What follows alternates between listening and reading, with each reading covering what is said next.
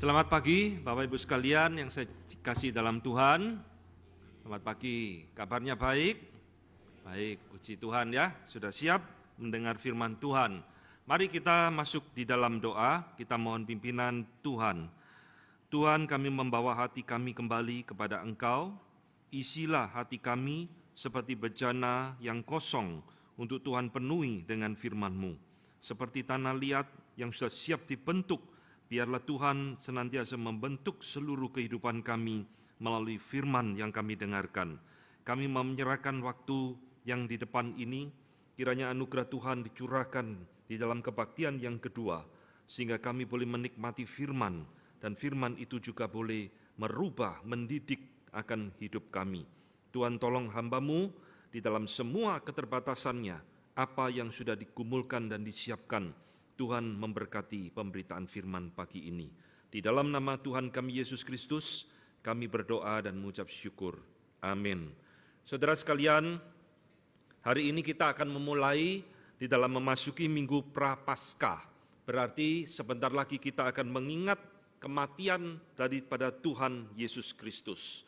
Di dalam peristiwa kematian Tuhan Yesus, ada satu peristiwa yang terus diingat, terus dikenang, dan terus dikhotbahkan untuk mengingat akan kematiannya. Saudara, hari ini kita akan berbicara tentang satu peristiwa bagaimana Yudas Iskariot, murid Tuhan Yesus, mengkhianati gurunya sendiri.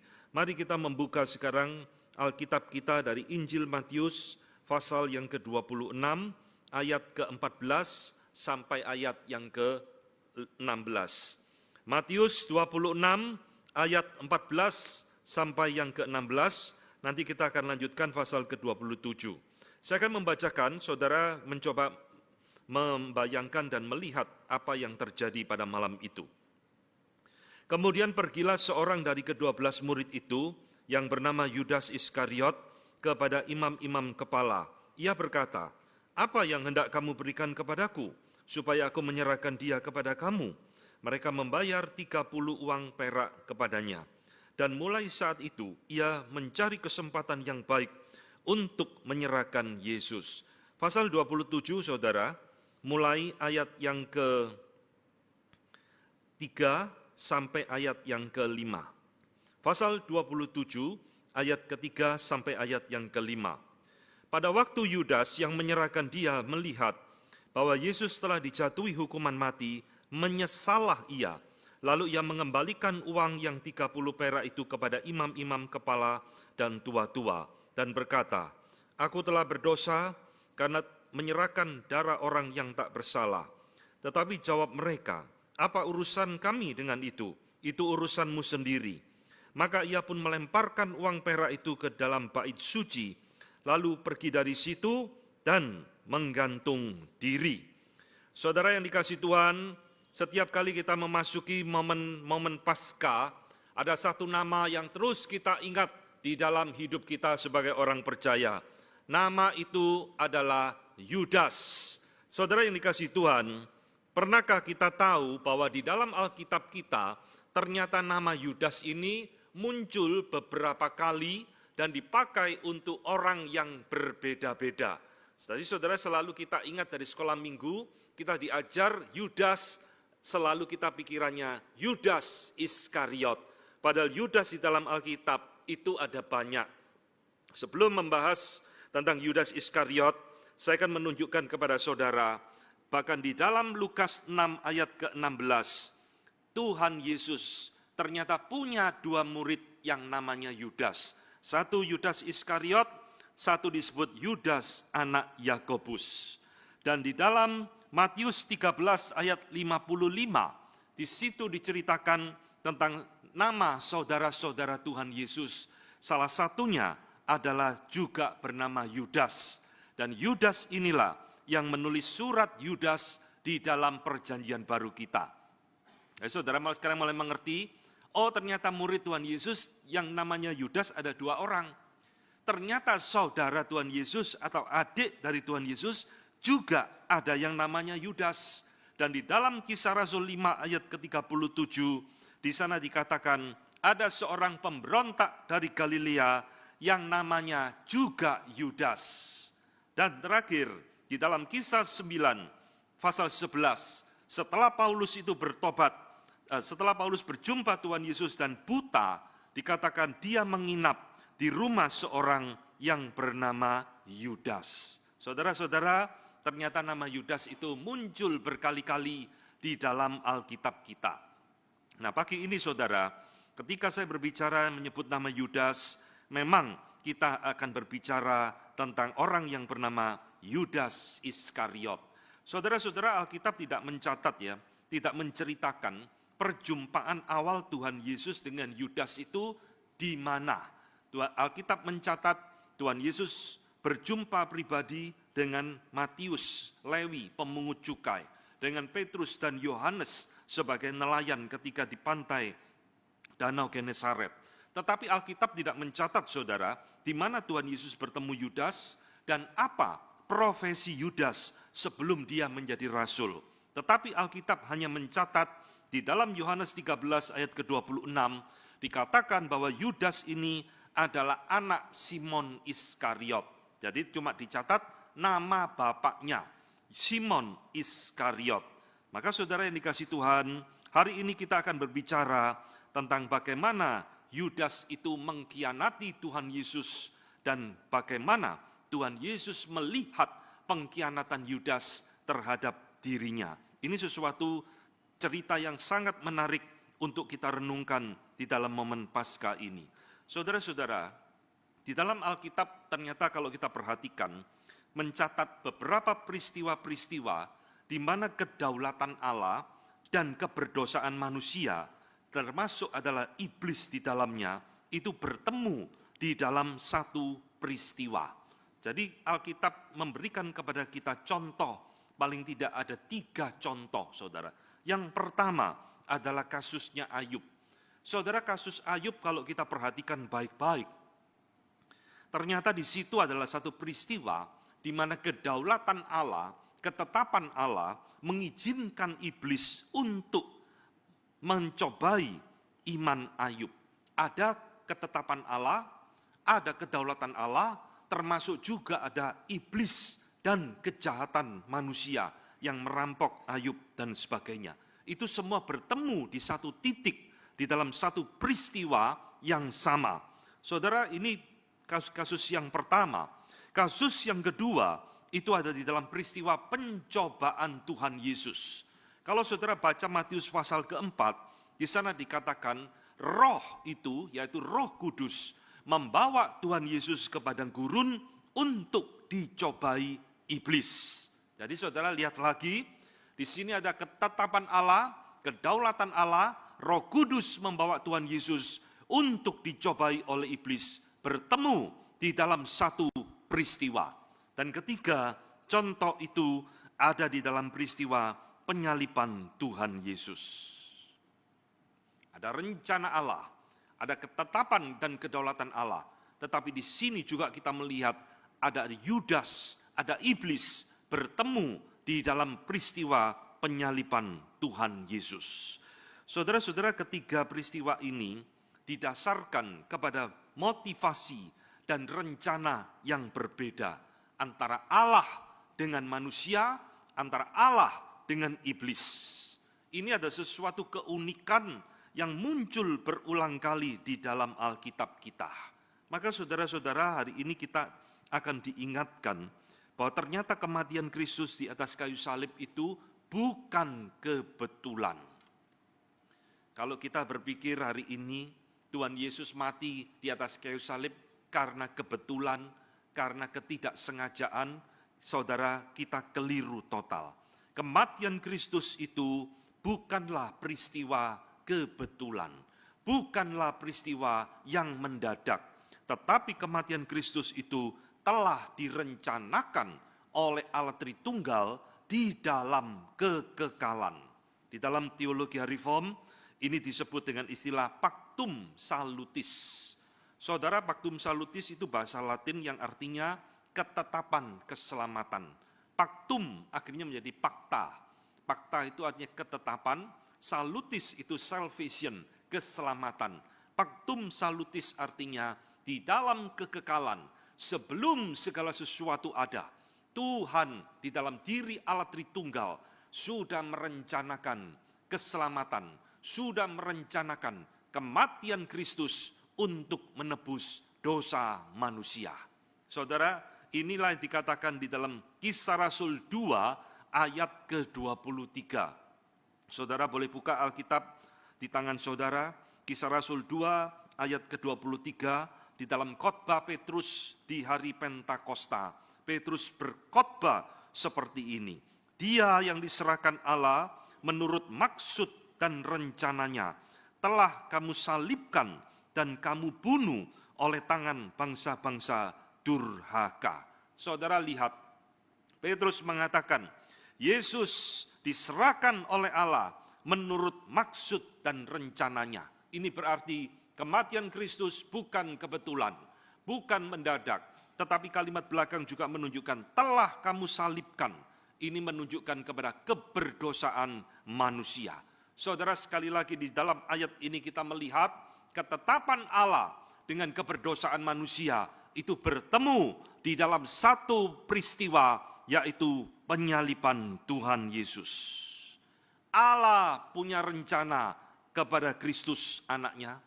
Yudas juga punya rencana bagi Kristus gurunya.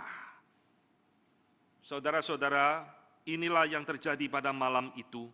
Allah punya rencana, Yudas juga punya rencana. Bapa punya rencana, iblis juga punya rencana bagi Tuhan Yesus. Sekarang kita akan melihat bagaimana manifestasi daripada Yudas di dalam pengkhianatan kepada gurunya sendiri.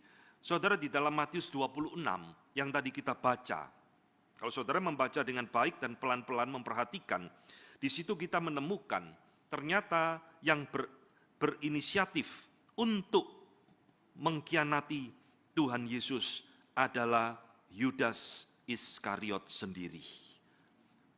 Kemudian pergilah seorang dari ke-12 murid itu yang bernama Yudas Iskariot kepada imam-imam kepala dan berkata, apa yang hendak kamu berikan kepadaku supaya aku menyerahkan dia kepadamu? Mereka membayar 30 uang perak kepadanya. Saudara perhatikan di dalam kalimat ini. Yang mula-mula punya inisiatif agar Yudas mengkhianati Yesus bukanlah para imam. Para imam tidak mencari Yudas. Jadi para imam bukan kebingungan setelah mereka dia mau bunuh Yesus tidak nemu cara, lalu ada yang ngomong, ayo kita cari murid yang namanya Yudas supaya dia bisa mengkhianati gurunya. Tidak, saudara. Yudas yang berinisiatif, Yudas yang menawarkan diri kepada para imam. Kalau aku bisa serahkan guruku, kamu mau bayar saya berapa? Saudara-saudara, saya yakin para imam malam itu juga kaget. Mereka juga tak pernah berpikir bakal salah satu murid dari Tuhan Yesus akan ngomong seperti ini. Wah, ini kebetulan. Kita tidak cari, kita tidak minta, dia sendiri loh yang menawarkan diri. Langsung kasih tanda jadi 30 keping perak. Ini yang saya berikan kepada kamu. Saudara, Alkitab mencatat, mulai saat itu Yudas mencari kesempatan untuk menyerahkan gurunya. Saudara lihat di sini, Allah Bapa menyerahkan anaknya Yesus Kristus. Yudas juga menyerahkan Yesus Kristus gurunya di dalam momen yang sama, tetapi dengan motivasi yang berbeda. Maka pertanyaannya bagi kita, saudara, kenapa Yudas itu menjual Tuhan Yesus? Saudara-saudara, Alkitab memang tidak memberikan kepada kita satu penjelasan yang mendetil alasan dan motivasi Yudas menjual gurunya. Sehingga muncul di dalam berbagai buku-buku tafsiran tentang motivasi Yudas menjual Tuhan Yesus. Ada banyak, tapi saya berikan dua saja yang paling terkenal. Saudara, yang pertama, Yudas menjual Tuhan Yesus karena dia berpikir Tuhan Yesus akan melawan dan membebaskan diri pada waktu mau ditangkap. Dan dia sering melihat bagaimana Tuhan Yesus membuat mujizat. Maka Yudas berpikir, kalau guruku saya jual, saya dapat duit, lalu Tuhan Yesus pada waktu mau ditangkap, dia akan melawan, membuat mujizat, dia tidak jadi ditangkap. Kan enak, win-win solution. Tuhan Yesus bebas, saya dapat uang. Ini pikirannya Yudas. Ini tafsiran yang pertama. Saudara, tafsiran kedua mengatakan, Yudas bergabung dengan Tuhan Yesus, mau menjadi murid Tuhan Yesus dengan tujuan untuk melawan kerajaan Romawi. Karena pada waktu itu bangsa Israel dijajah Romawi. Yaitu Tuhan Yesus mengajak 12 murid ini, pikirannya Yudas, untuk melawan Romawi, memberontak kepada Romawi. Namun setelah 3 tahun mengikuti Tuhan Yesus, dia tunggu-tunggu, kapan ini guruku memberontak kepada Romawi. Kok enggak pernah berperang, malah yang diajarkan tampar pipi kiri, berikan pipi kanan, dan seterusnya. Tidak ada sesuatu tanda-tanda Tuhan Yesus akan melakukan pemberontakan kepada Romawi. Maka Yudas kecewa, ya sia-sia, ikut Tuhan Yesus 3 tahun, tidak ada gunanya. Maka dia kecewa, dia jual Tuhan Yesus sekalian kepada imam-imam. Saudara, ini tafsiran kedua yang berbicara tentang motivasi Yudas. Tetapi saudara, hingga hari ini saya tetap berpandangan, dua tafsiran ini tidak tepat. Dua tafsiran ini salah. Lalu apa motivasi Yudas yang paling tepat? Saudara, Alkitab mengatakan kepada kita, Yudas menjual Tuhan Yesus. Kemungkinan terbesar karena dia adalah seorang yang cinta uang. Dari mana kita tahu Yudas cinta uang? Dari Yohanes 12 ayat yang ke-6.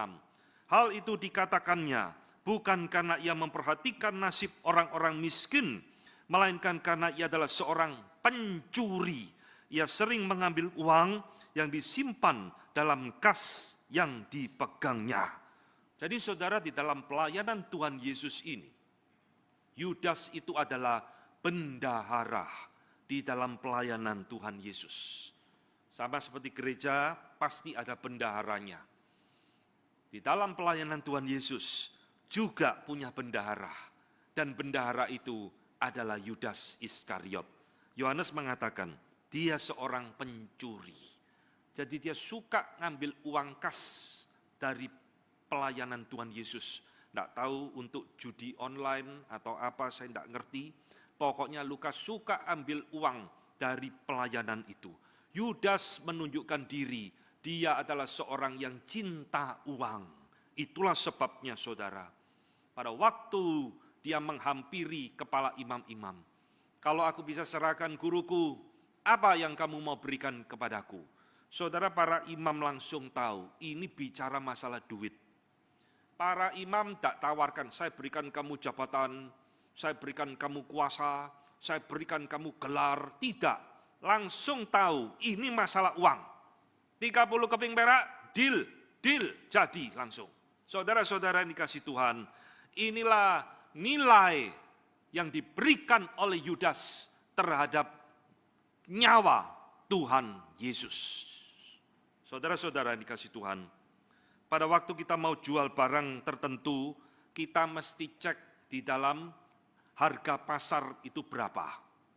Saudara mau jual rumah, saudara tidak akan sembarangan kan jual rumah. Begitu, saudara cek, ini lokasinya di mana, sekarang harga pasarannya berapa. Saudara mau jual mobil juga sama, ini mobil tahun berapa, jenisnya apa, harganya kira-kira di pasaran berapa, harus tahu harga marketnya berapa. Tetapi saudara lihat, pada waktu Yudas menjual Tuhan Yesus, dia tidak cek harga pasar berapa loh. Dia langsung mau dikasih 30 keping perak, deal. Oke, sejak saat itu Yudas mencari cara untuk menyerahkan gurunya. Dan saudara tahu berapa harga 30 keping perak itu? Semahal apa 30 keping perak itu? Saudara-saudara, di dalam Keluaran 21 ayat 32, di sana muncul yang nilai yang sama. 30 keping perak itu adalah harga nyawa seorang budak belian. Seorang budak. Saya bacakan ayatnya. Tetapi jika lembu itu menanduk seorang budak laki-laki atau perempuan, maka pemiliknya harus membayar 30 sikal perak kepada tuan budak itu, dan lembu itu harus dilempari batu hingga mati. Jadi saudara, inilah hukum Taurat Musa. Pada waktu itu ada orang yang punya lembu atau sapi lolos liar, ya, seperti zaman sekarang sapi kalau mau disembelih itu kadang-kadang lari. Saudara, sapi itu nyerodok budak sampai budak itu mati.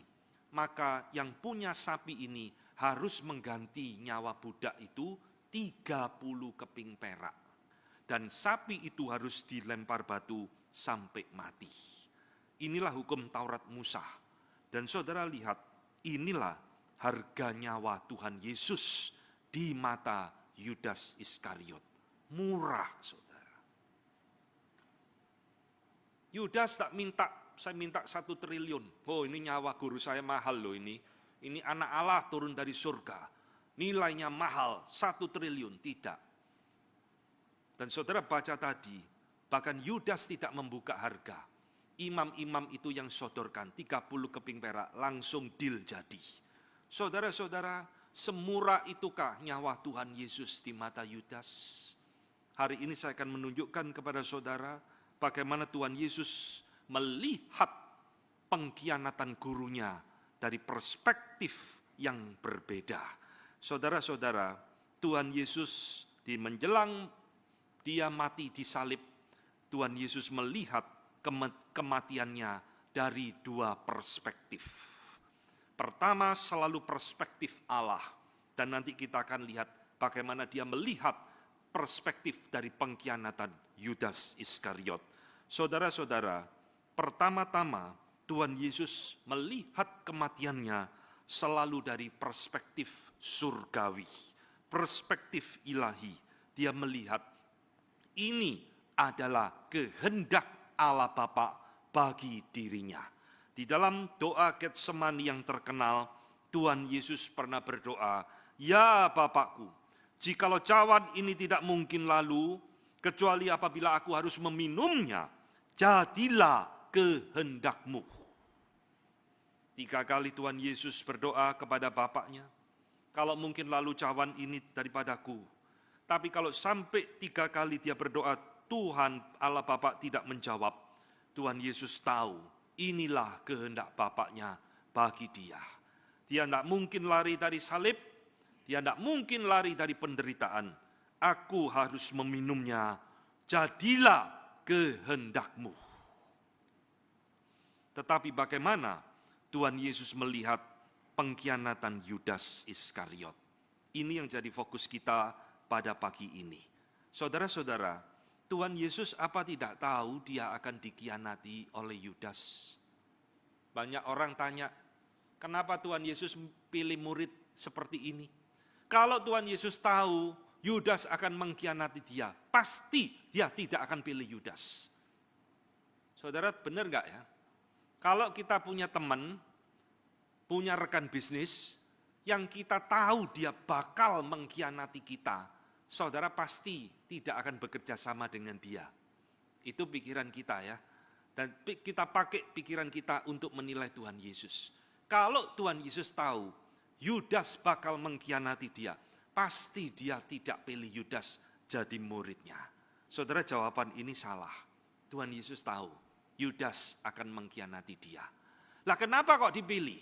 Sekarang kita akan lihat satu persatu. Bagaimana Tuhan Yesus melihat pengkhianatan Yudas di dalam perspektif Tuhan Yesus sendiri. Pertama, saudara, Tuhan Yesus melihat ya, pengkhianatan Yudas ini di dalam kedaulatan Allah. Ini yang pertama harus kita ketahui. Jadi pengkhianatan Yudas pun itu bukan terjadi kebetulan, saudara.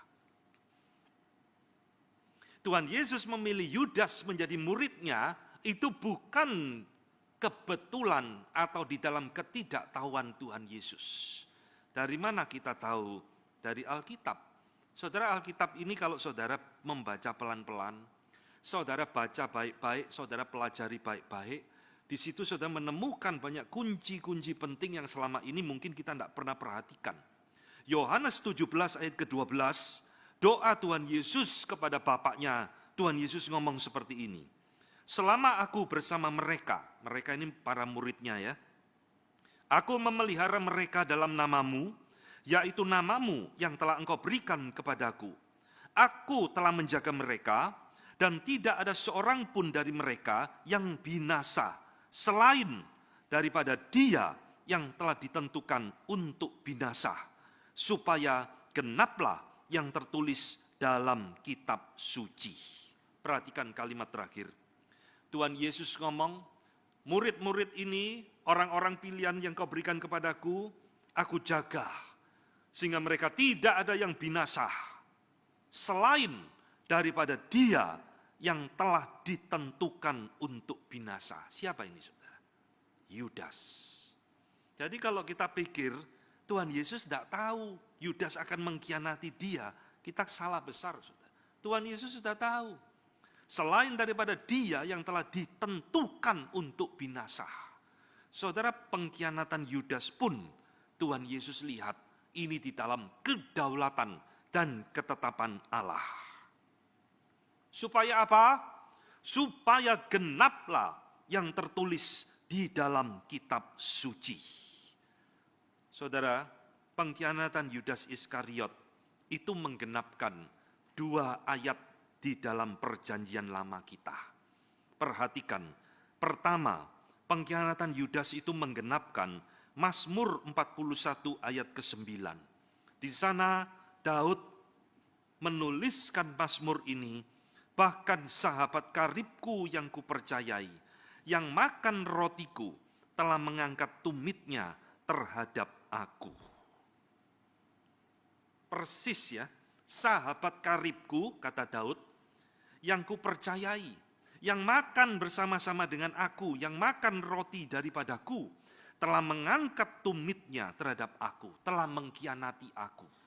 Saudara, di dalam konteks aslinya, Mazmur 41, ini Daud berbicara tentang pengkhianatan Ahitofel kepada dirinya. Daud itu punya penasehat perang, saudara, namanya Ahitofel, yang akhirnya mengkhianati Daud. Ahitofel ini memihak kepada Absalom, anaknya Daud, yang memberontak kepada Daud, yang bocorin rahasia-rahasia strategi perangnya Daud. Ahitofel. Maka Daud tuliskan ini, sahabat karibku telah mengangkat tumitnya terhadap aku. Sekarang 30 keping perak itu merupakan penggenapan dari kitab Sakaria 11 ayat ke-12. Dan lalu aku berkata kepada mereka, jika kamu anggap baik, berikanlah upahku, jika tidak, biarkanlah. Maka mereka membayar upahku dengan menimbang 30 uang perak. Ini saudara, pengkhianatan Yudas Iskariot bukan kebetulan, bukan mendadak, semua di dalam kedaulatan dan ketetapan Allah. Ini yang Tuhan Yesus lihat. Pengkhianatan Yudas menggenapkan 2 nubuatan di dalam perjanjian lama. Saudara-saudara, tidak ada yang terjadi kebetulan, ini yang Tuhan Yesus lihat. Oh, muridku yang namanya Yudas akan mengkhianati aku, sudah tahu. Karena ini semua terjadi di dalam kedaulatan dan ketetapan Allah. Yang kedua, bagaimana Tuhan Yesus melihat pengkhianatan Yudas kepada dirinya. Saudara, Tuhan Yesus melihat Yudas ini sebenarnya cuma alat di tangannya iblis. Yudas mengkhianati Yesus bukan dari dirinya sendiri, tetapi di situ ada mastermind, ada dalangnya, yaitu adalah sang iblis itu sendiri. Di dalam Yohanes 6 ayat ke-70, Tuhan Yesus ngomong kepada murid-muridnya, bukankah aku sendiri yang telah memilih kamu yang 12 ini? Namun seorang di antaramu adalah iblis. Jadi Tuhan Yesus itu tahu, saudara, di antara 12 murid ini bakal ada yang mengkhianati dia. Dia tahu. Bahkan jauh sebelum Yudas mengkhianati dan menjual Tuhan Yesus sudah menghubungkan Yudas ini dengan iblis.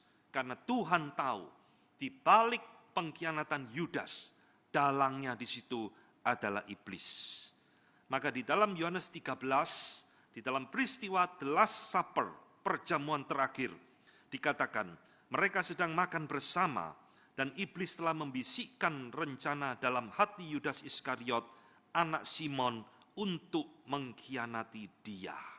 Jadi Alkitab, khususnya Injil Yohanes, menghubungkan pengkhianatan Yudas dengan satu pribadi, yaitu adalah iblis itu sendiri. Dan Tuhan Yesus tahu, Yudas ini cuma alat, dalangnya ini iblis. Saudara-saudara, mari kita belajar sedikit tentang cara kerja iblis melalui peristiwa ini. Kalau iblis itu tidak bisa memakai musuh kita untuk menyerang kita, saudara jangan kaget, dia bisa pakai orang terdekat di dalam hidup kita untuk menyerang dan menjatuhkan kita. Saya ulangi ya, kalau iblis tak bisa pakai musuh kita, dia bisa pakai orang yang terdekat di dalam hidup kita untuk menyerang kita. Suamimu, istrimu, anakmu, rekan kerjamu, papa mamamu, dan sebagainya. Bisa menjadi instrumen alat di tangan iblis untuk menyerang kita. Saudara, sebelum iblis pakai Yudas, saudara harus ingat, iblis pernah pakai Petrus untuk menghalangi Yesus masuk ke kota Yerusalem. Maka Tuhan Yesus marah. Pergilah engkau iblis. Petrus itu pernah diiblis-ibliskan oleh Tuhan Yesus, saudara. Karena Petrus tidak sadar, dia sedang dipakai oleh iblis untuk mengganggu rencana keselamatan. Jadi saudara-saudara, di dalam peristiwa ini kita melihat satu cara kerja iblis yang seringkali kita tidak sadari. Kadang iblis itu bisa menyerang secara brutal, seperti dia menyerang Ayub, saudara. Habis-habisan, hartanya dihancurkan oleh iblis, anaknya dimatikan oleh iblis, tubuh Ayub penuh borok dari atas sampai bawah, hancur berantakan. Dia bisa menyerang secara brutal kepada Ayub, tapi dia juga bisa menyerang dengan halus, seperti di dalam peristiwa pencobaan Tuhan Yesus. Kalau engkau anak Allah, rubahlah batu ini jadi roti. Kalau engkau anak Allah, jatuhkanlah dirimu dari bumbungan bait Allah. Halus, tidak ada satu peristiwa yang menakutkan. Tidak ada penampakan yang mengerikan. Termasuk di dalam peristiwa dengan Yudas Iskariot. Saudara-saudara, inilah cara kerja iblis yang sering kali kita tak sadari. Kita ditipu terus oleh media, saudara, oleh film. Film Indonesia itu tidak sadar, banyak menipu banyak orang, termasuk orang-orang Kristen. Suster ngesot, ya, hantu pocong, apa kuntilanak, bla bla bla bla bla bla. Iblis itu tidak seperti itu, saudara. Dia bisa nyusup kepada orang-orang terdekat di dalam hidup kita, dipakai untuk menjatuhkan kita. Maka hari ini saya juga mengingatkan saudara, di dalam gereja, di dalam pelayanan, jika seorang pelayan Tuhan tidak sungguh-sungguh sudah born again, lahir baru, bertobat sungguh-sungguh, maka orang-orang seperti inilah yang sering kali dipakai oleh setan untuk merusak dan mengganggu pekerjaan Tuhan di dalam gereja. Kenapa gereja ribut? Dan seringkali ribut itu bukan masalah yang serius, masalah yang terlalu remeh, masalah ecek-ecek, orang protes, ngamuk, akhirnya kudeta, keluar dari gereja dan sebagainya, bikin kacau dalam gereja. Saudara, orang-orang seperti ini kemungkinan besar adalah orang-orang yang belum lahir baru di dalam Tuhan. Iblis paling senang pakai orang-orang seperti ini, seperti dia senang juga pakai Yudas untuk mengkhianati gurunya. Jadi saudara-saudara, hati-hati dengan hidup kita. Terus waspada, jangan sampai hidup kita dipakai oleh si jahat, merusak daripada pekerjaan Tuhan, tempat di mana kita melayani. Itulah sebabnya Petrus ngomong kan, iblis itu seperti singa yang mengendap-endap Saudara, singa kalau berburu itu tidak langsung frontal. Dia mengendap-endap, cari kesempatan, momennya sudah tepat, baru dia terkam musuhnya. Dan 90% pasti mati. Itulah yang digambarkan oleh Petrus tentang cara kerja iblis. Malam itu saudara sekalian, Tuhan Yesus melihat, oh Yudas mau mengkhianati saya. Tidak apa-apa, itu cuma alat, dalangnya adalah iblis. Maka sekarang kita lihat, setelah Tuhan Yesus tahu dalang daripada pengkhianatan Yudas adalah iblis, sekarang poin ketiga, Tuhan Yesus melihat pengkhianatan Yudas dengan perspektif. Allah Bapa lebih berdaulat daripada pengkhianatan Yudas. Tuhan Yesus melihat kehendak Allah, kedaulatan Allah lebih berkuasa daripada pengkhianatan Yudas Iskariot. Saudara perhatikan ya, di dalam Yohanes 13 ayat ke-27, di dalam momen perjamuan kudus terakhir itu dikatakan, sesudah Yudas menerima roti dari Tuhan Yesus, ia kerasukan iblis. Maka Yesus berkata kepadanya, apa yang hendak kau perbuat? Perbuatlah dengan segera. Menarik, saudara. Kalau saudara perhatikan ya, narasi di dalam malam pengkhianatan Yudas Iskariot, saudara tidak akan menemukan letupan-letupan emosi dari Tuhan Yesus. Saudara pernah dikhianati orang? Pernah ya. Masa hidup sudah 40 tahun, 50 tahun, 70 tahun, satu kali pun tidak pernah dikhianati orang. Rasanya tidak mungkin. Minimal sekali dalam hidup kita pernah dikhianati orang. Saudara, bagaimana perasaan kita ketika kita dikhianati? Bisa santai? Bisa tenang? Rasanya tidak mungkin ya. Kita bisa marah luar biasa, ini kepala sudah mau pecah. Kalau ketemu tak hajar dia, kira-kira seperti itu.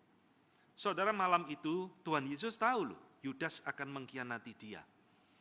Tapi saudara lihat, Tuhan Yesus santai. Tuhan Yesus santai aja. Apa yang harus kamu lakukan, sekarang lakukan. Monggo, silakan. Tuhan Yesus tidak menghajar Yudas, saudara. Kalau dia mau turunkan malaikat dari surga, bunuh Yudas, hajar Yudas, tidak ada yang sulit bagi Tuhan Yesus. Tapi Tuhan Yesus tidak lakukan itu. Apa yang harus kamu lakukan, Yudas? Segera lakukan. Saudara, ini membawa kita kepada satu pertanyaan penting. Kok Tuhan Yesus santai aja sih? Sudah tahu bakal dikhianati oleh muridnya, kok dia tetap tenang, santai? Apa rahasianya? Rahasianya yang tadi saya katakan, karena dia tahu kehendak Bapaknya lebih berdaulat daripada kehendak si iblis. Saudara menyadari enggak? Di dalam peristiwa pengkhianatan pada malam itu, ini ada dua kubu yang berperang. Tuhan Yesus dengan Bapaknya, Yudas juga dengan Bapaknya, iblis tadi. Ini peperangan rohani, saudara. Itulah sebabnya Tuhan Yesus tenang aja. Karena dia tahu, saudara, dia bakal mati bukan karena pengkhianatan Yudas. Dia akan mati karena ini adalah kehendak Bapaknya. Ngerti? Ini satu rahasia penting yang harus kita pahami. Itulah sebabnya Tuhan Yesus tenang aja Yudas mengkhianati dia. Lakukan apa yang harus kamu lakukan. Karena aku mati bukan karena pengkhianatanmu kok. Aku mati untuk melakukan kehendak Bapakku. Maka pengkhianatan Yudas bagi Tuhan Yesus tidak penting. Saudara-saudara yang dikasihi Tuhan, Tuhan Yesus di dalam poin inilah tidak merasa dia dijual oleh Yudas Iskariot. Nah, inilah poin penting yang seringkali kita lewatkan pada waktu kita merenungkan tentang Yudas Iskariot. Sekali lagi, Tuhan Yesus mati bukan karena dia dikhianati oleh Yudas Iskariot. Tuhan Yesus mati karena dia melakukan kehendak Bapaknya di surga. Jadi pertanyaannya, siapa yang dijual oleh Yudas Iskariot? Matius 27 yang tadi kita baca memberikan kepada kita penjelasan. Saudara, setelah Yudas menyerahkan Tuhan Yesus, lalu Tuhan Yesus dijatuhi hukuman mati, dia menyesal.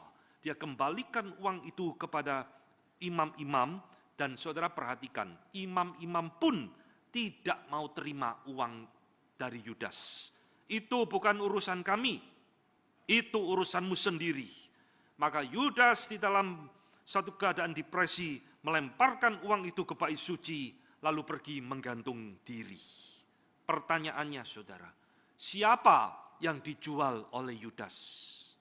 Karena pada waktu Tuhan Yesus dijual oleh Yudas, Tuhan Yesus tenang aja, Tuhan Yesus tidak marah, Tuhan Yesus tidak merasa dijual. Inilah yang penulis dari 4 Injil ingin sampaikan kepada kita. Malam itu, Yudas bukan menjual gurunya. Yudas menjual dirinya sendiri kepada iblis dengan harga 30 keping perak. Maka Yudas adalah 30 keping perak manusia, 30 keping perak. Yudas pasang harga yang begitu murah untuk nyawa Tuhan Yesus. Dia tidak sadar nilai itulah yang dia berikan bagi dirinya sendiri ketika dia menjual diri kepada iblis. Saudara, ini adalah sesuatu poin penting yang harus kita perhatikan. Karena di akhir daripada cerita pengkhianatan malam itu, Tuhan Yesus mati. Yudas juga mati. Betul kan? Matinya hampir mirip, saudara. Tuhan Yesus mati disalib, tidak nginjak tanah. Yudas matinya gantung diri, juga tidak nginjak tanah. Dua-dua orang ini sama-sama mati, tapi nilai kematiannya berbeda. Yesus Kristus memberikan nyawanya bagi Bapa di surga, supaya engkau dan saya beroleh pengampunan. Supaya engkau dan saya beroleh pendamaian kembali dengan Bapa di surga. Yudas malam itu juga mati memberikan nyawanya juga buat bapaknya. Siapa? Iblis. Matinya tidak ada nilainya. Matinya tidak memberikan manfaat apa-apa. Matinya adalah mati yang sia-sia. Itulah Yudas Iskariot, the man of 30 silver pieces. Manusia 30 keping perak. Yudas Iskariot. Saudara-saudara yang dikasihi Tuhan, hari ini kita mengerti apa makna pengkhianatan Yudas bagi Tuhan Yesus. Tuhan Yesus tidak bisa dijual oleh siapapun. Tuhan Yesus juga tidak bisa dibeli oleh siapapun dan apapun. Dia mencintai kita bukan karena kita beli dia dengan uang kita, tapi dia memberikan nyawanya bagi kita karena itu kehendak Bapa dan kehendak dirinya untuk menebus engkau dan saya. Saudara yang dikasihi Tuhan, di dalam momen-momen Prapaskah ini kita diingatkan kenapa cerita Yudas ini dicatat di dalam 4 Injil. Berarti ini penting, ada peristiwa-peristiwa dalam hidup Tuhan Yesus yang tidak dicatat di 4 Injil. Markus catat, Matius catat, Markus catat, Yohanes gak catat. Tapi peristiwa ini dicatat di dalam 4 Injil. Mengapa? Supaya kita belajar sesuatu dari kehidupan Yudas Iskariot ini. Saudara, di dalam sejarah kekristenan hingga hari ini, begitu banyak Yudas-Yudas modern bermunculan di dalam gereja. Banyak orang demi jabatan jual diri kepada iblis. Banyak orang demi kuasa jual diri kepada iblis. Banyak orang demi uang jual diri kepada setan. Banyak orang demi suami atau istri juga jual diri kepada setan seperti Yudas. Pemuda-pemudi yang sedang jatuh cinta Maka ada kalimat love is blind. Tidak penting imannya apa. Tidak penting dia orang percaya atau bukan. Saya sudah terkadung cinta sama dia. Saya harus nikah sama dia. Maka pindah keyakinan. Jual diri kepada iblis. Banyak orang juga demi jabatan. Kalau kamu mau naik jabatan, kamu harus tinggalkan imanmu. Kamu harus jual Yesus. Baru kamu dapat promosi jabatan, promosi kuasa, dan sebagainya. Saudara-saudara, banyak orang juga demi ketenaran, akhirnya tinggalkan Tuhan, demi supaya ngetop, jadi artis, aktor ngetop, tinggalkan imannya. Orang-orang seperti ini mirip dengan Yudas Iskariot. Jangan pikir mereka sedang menjual Tuhan Yesus. Mereka sedang menjual diri kepada iblis di dalam hidup mereka. Saudara-saudara, inilah yang terjadi bukan di dalam banyak kehidupan manusia zaman sekarang. Orang yang begitu rajin ke gereja, tiba-tiba menghilang, lalu muncul sudah ganti kepercayaan, ganti agama, pindah rumah ibadah dari gereja ke tempat lain. Demi apa? Demi jabatan, demi kuasa, demi uang, demi ketenaran, demi pernikahan, dan demi yang lain. Orang seperti ini adalah orang yang memiliki mentalitas seperti Yudas Iskariot. Saudara, di dalam poin inilah kita belajar hari ini. Mari memasuki momen Prapaskah ini. Jikalau di dalam hati kita ada bibit-bibit Yudas Iskariot, saudara segera buang dan matikan. Jika hatimu mulai tertarik kepada dunia dan segala apa yang ada di dalamnya, melebihi engkau mencintai Tuhan di dalam hidupmu, saudara harus mulai waspada. Inilah awal mula kejatuhan Yudas Iskariot. Mencintai dunia lebih dari mencintai Kristus. Biarlah momen Prapaskah ini membawa kita kembali kepada cinta yang sejati. Sebagaimana Kristus mengasihi kita, memberikan nyawa dan hidupnya bagi kita, marilah kita juga di dalam hidup kita mengasihi Tuhan dengan memberikan hidup dan nyawa kita bagi Kristus. Saudara ingat ya, Kristus tidak bisa dijual. Kristus juga tidak bisa dibeli. Orang yang merasa diri menjual Kristus, sebenarnya dia bukan menjual Kristus. Dia sedang menjual dirinya kepada setan. Biarlah itu tidak terjadi di dalam hidup kita. Amin.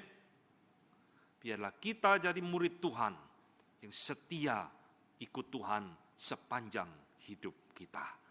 Mau pikul salib, mau sangkal diri, ikut Tuhan. Tidak ada jalan mundur lagi. Terus ikut Tuhan sepanjang hidup kita. Kiranya firman Tuhan pagi ini mempersiapkan kita untuk memasuki minggu-minggu Prapaskah. Mari kita menutup mata, kita akan berdoa kepada Tuhan. Bapa di dalam surga, hari ini kami diingatkan kembali memasuki momen Prapaskah. Bagaimana seorang yang bernama Yudas mengkhianati gurunya sendiri. Kami tahu Tuhan, kami ini tidak lebih baik dari Yudas Iskariot. Karena di dalam diri kami juga begitu banyak godaan. Di dalam diri kami begitu banyak keinginan yang seringkali bertentangan dengan kehendak Tuhan. Tuhan, murnikanlah iman kami, murnikanlah hati kami, supaya kami menjadi murid-murid Tuhan yang mengikut Tuhan dengan motivasi yang benar, yang tidak akan mengkhianati Yesus di dalam hidup kami. Tolong kami yang lemah ya Tuhan, di dalam perjalanan hidup kami ini, biarlah tangan Tuhan menolong dan menopang kami sampai pada akhirnya nanti. Kami bersyukur untuk firman pada pagi ini boleh menguatkan sekaligus mengingatkan kami. Di dalam nama Tuhan kami Yesus Kristus, kami berdoa dan mengucap syukur. Amin. Saya kembalikan